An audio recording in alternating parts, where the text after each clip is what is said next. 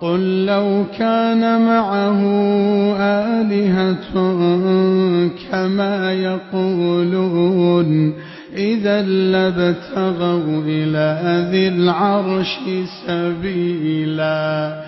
سبحانه وتعالى عما يقولون علوا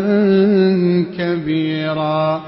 تسبح له السماوات السبع والأرض ومن فيهن وإن من شيء إلا يسبح بحمده ولكن لا تفقهون تسبيحهم إنه كان حليما غفورا وإذا قرأت القرآن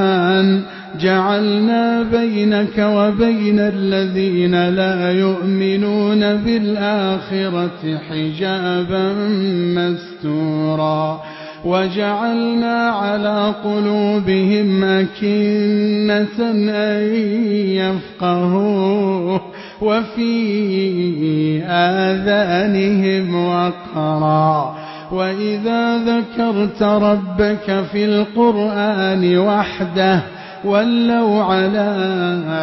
أدبارهم نفورا نحن أعلم بما يستمعون به إذ يستمعون إليك وإذ هم نجوى إذ يقول الظالمون إن تتبعون إلا رجلا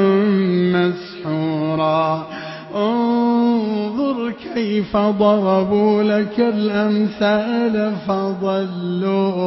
فضلوا فلا يستطيعون سبيلا وقالوا أئذا كنا عظاما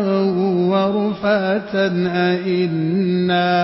أئنا لمبعوثون خلقا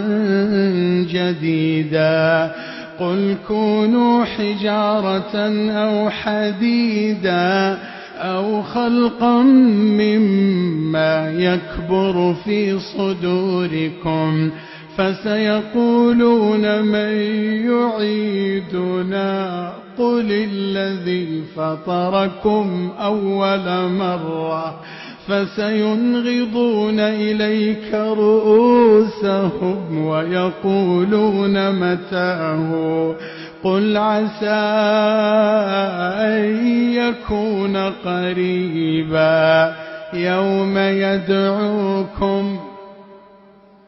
يوم يدعوكم فتستجيبون بحمده وتظنون إن لبثتم إلا قليلا.